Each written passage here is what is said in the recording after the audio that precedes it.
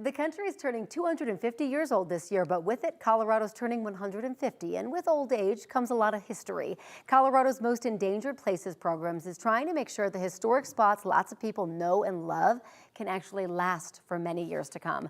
The director of the Endangered Places program, Katie Peterson, is joining me now. Thanks for coming in. Thanks for having me. Tell us a little bit more about this program and why you do it. So, as you know, Colorado turns 150 this year, or as for statehood, the United States turns 250, and we also celebrate 60 years of the National Historic Preservation Act. So like you said, I'm director of the Endangered Places program, and so what we do here is we provide that technical assistance to historic resources across the state. So with these 5 new additions, there are 149 on Colorado's Most Endangered Places, 57 of which are saved, and only 9 of those are lost. Okay. And so really, when I think about history, I think about the incredible stories of our ancestors and why that needs to be remembered.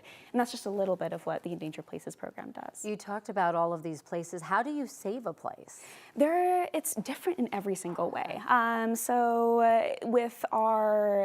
With these 149, they are all so completely different. Yeah. So whether this be places like adobe buildings, like the Morada that we're going to talk about here in a little bit, that is adobe stabilization, turning that into a nonprofit center like the owner wants to do, or whether, it can be a grain elevator that just needs a new roof. Yeah. It depends on every structure and every resource. And you said you added, I think, 5 more to the list this year. What 5 were added? So we had Bensold Fort, that's in near La Junta, the Hartman Castle in Gunnison, the Morada in San Luis, the Pearl Theater in Buena Vista, and the Ordway Pharmacy in, of course, Ordway. Okay. It's a long list. Why are you so passionate about this? You know, I actually began in historic preservation when I was 14 years old. Wow. Began at Boggsville Historic Site, just 2 miles south of my hometown in Las Animas.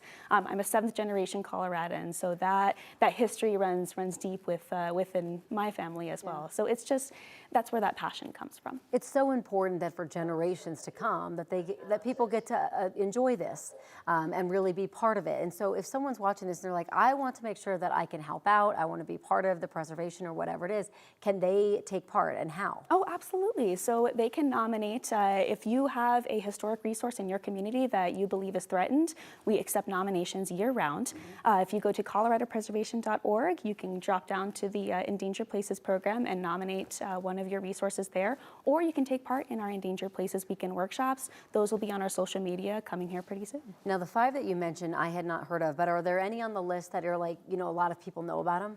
Yes, Bensold Fort is definitely one of those that, every 4th grader, I believe, goes to Bensold Fort during the school year, as they do teach Colorado history. So that is actually a reconstruction. It's a 1976 reconstruction to celebrate Colorado centennial, and so that one is a little interesting. There's a lot of failing materials in those buildings, having the Park Service declare the top floor unsafe for people to enter. So really what we're doing there is just having everybody sit down and discuss what preservation looks like for that building. Yeah, what they want to see for it. Is Hanging Lake on this list? I believe there's a Hanging Flume. Okay. I'm not sure about Hanging Lake. Because I know that there's, it's great that there's so many popular places that people want to see in Colorado. It's so gorgeous, but at the same time, sometimes the foot traffic and the visitors can really make things not as welcome and not as safe. And so that's where you step in, and it's really wonderful that you're doing all that you can to preserve and that people can get involved too. Oh, thank you. Yeah, and we just have we provide that technical assistance, and we welcome anybody to join the club, really. I love that. Katie, thank you so much for coming in. Thank you. Appreciate it. All right.